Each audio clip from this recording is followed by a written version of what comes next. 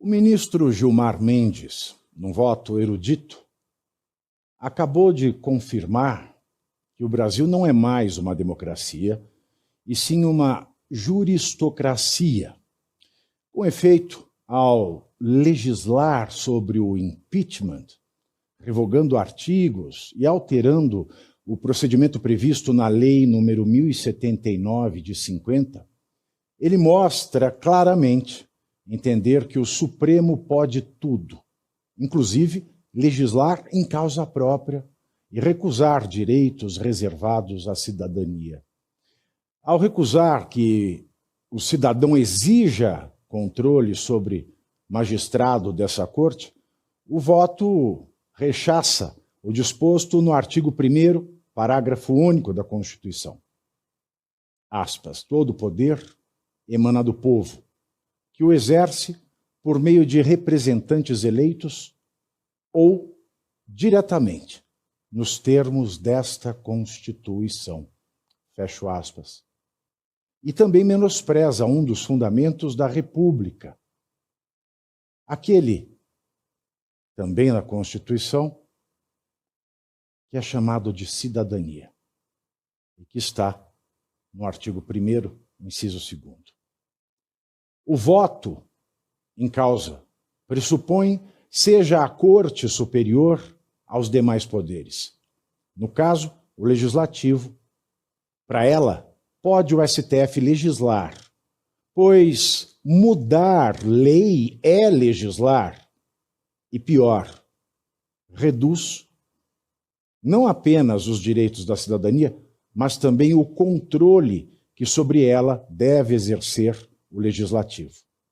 Assim, ignora a democracia que repousa na soberania popular, na separação dos poderes, nos freios e contrapesos, na eleição para a seleção dos governantes, para citar apenas alguns elementos essenciais da democracia moderna. Com isso, mostra que o regime político do Brasil é uma juristocracia que não se confunde com democracia. Sim, juristocracia não é democracia. A juristocracia não é um sistema, mas é um regime. E não se inclui na forma de governo democracia, e sim na forma aristotélica do governo de alguns. Aristocracia ou oligarquia. É o governo de alguns, seja para o bem de todos, o regime aristocrático, seja para o bem de alguns, o regime oligárquico.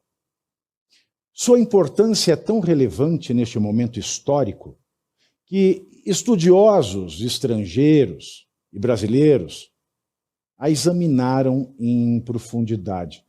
Citem-se 2 estrangeiros como exemplo.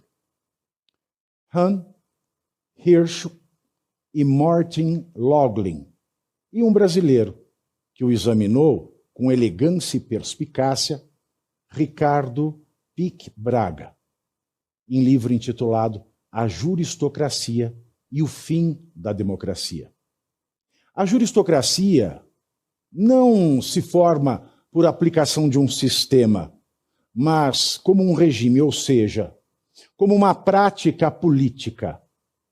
O modo mais frequente é o desvio da democracia para um regime em que não é o povo quem decide, em última instância, sobre a política a ser executada, mas uma corte de juristas, daí o nome. Ela se instaura aos poucos, por uma deformação do poder atribuído na democracia a uma corte para a guarda da Constituição. Isso ocorre quando o Tribunal Constitucional vai além dessa tarefa, assumindo paulatinamente a função de governar, que cabe, numa democracia, aos eleitos pelo povo. A razão última desse fenômeno é variada, tanto pode ocorrer, e ocorre, que esse supremo poder seja assumido pelo Supremo Tribunal, seja pela omissão, seja pela incapacidade de outros, ou até pela necessidade que sentem os próprios membros das cortes de uma proteção, blindagem, contra acusações fundadas ou infundadas de malfeitos. Ou também deseja esse tribunal seja concentrada em suas mãos a apuração de escândalos financeiros que envolvem bancos, pondo-os em mãos de corajosos ministros, quando deveriam correr em primeira instância. Com isso, um sigilo pode ser preservado com relação a fatos comprometedores, ou para instaurarem um corpo de medidas emergenciais contra pestes como a Covid, ou, paradoxalmente, na defesa da democracia, ou por se convencerem os ministros de que o povo não sabe governar-se, nem escolher representantes à altura da tarefa, ou por todas essas razões. Por todas essas razões ao mesmo tempo. Nestes casos, de que há exemplos, a Corte Constitucional passa a poder tudo, pois de sempre a última palavra sobre as decisões de outros poderes e toma decisões próprias para a qual não tinha competência, sempre contrariando a Constituição. Até presume-se dotada de um poder constituinte permanente. Certamente, os juristocratas têm boas intenções. Pretendem governar melhor do que a democracia. Visam instituir um governo de sábios oniscientes. Uma sofocracia, diria Platão. Querem evitar que os representantes do povo errem. Querem evitar que esses representantes do povo errem por último. E supõem que a sua governança não erre jamais.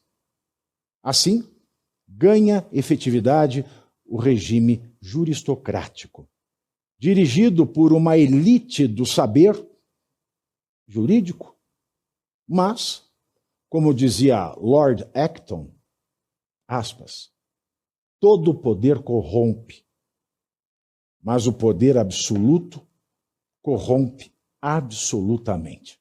Fecho aspas. E de passo em passo a juristocracia vai além do bem comum.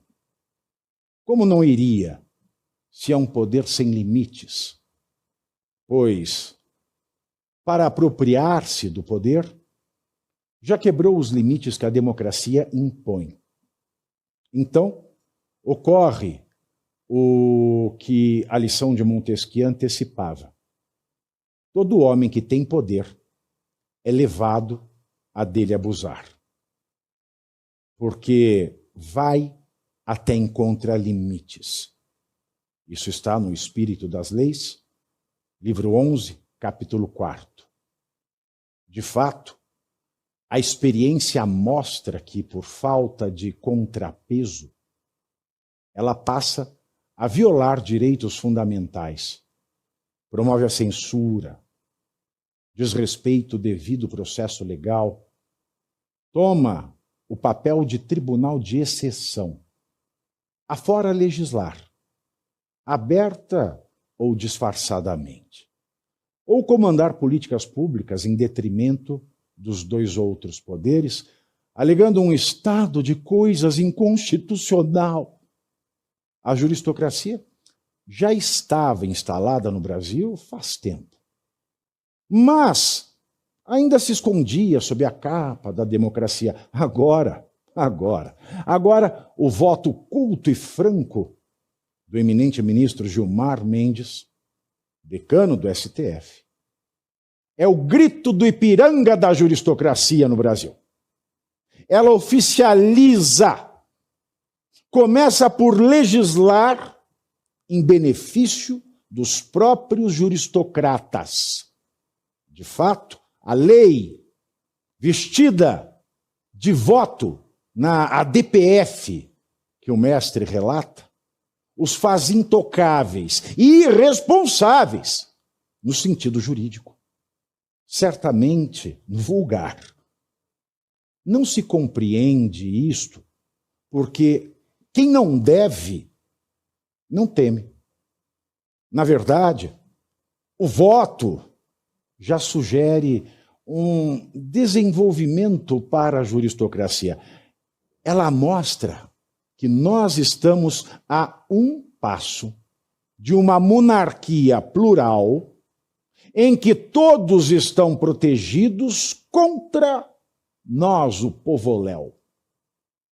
Afinal, numa monarquia dos tempos de Luís XIV, se entendia princípio de direito que le roi ne peut mal faire.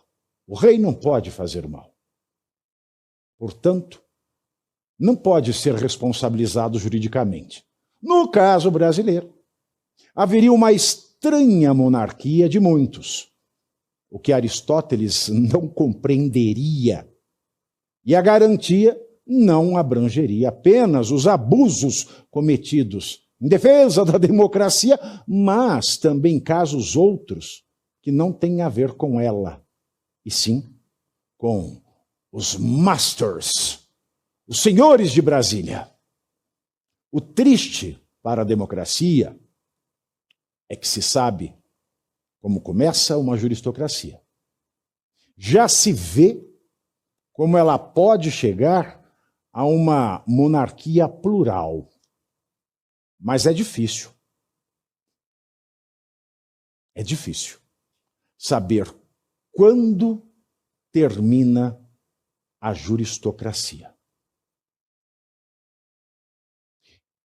Esse texto que acabo de ler não é meu. Quem sou eu, Tiago Pavinato, para acertar tão no meio do alvo, com palavras tão sábias e erudição tão saliente? Este texto que acabo de ler é de autoria do maior constitucionalista vivo do Brasil. O maior de todos. O maior de todos há 5 décadas. Por 50 anos a viu. Esse texto é do professor Manuel Gonçalves Ferreira Filho. Escrito e publicado no Estadão no dia 10 de dezembro de 2025,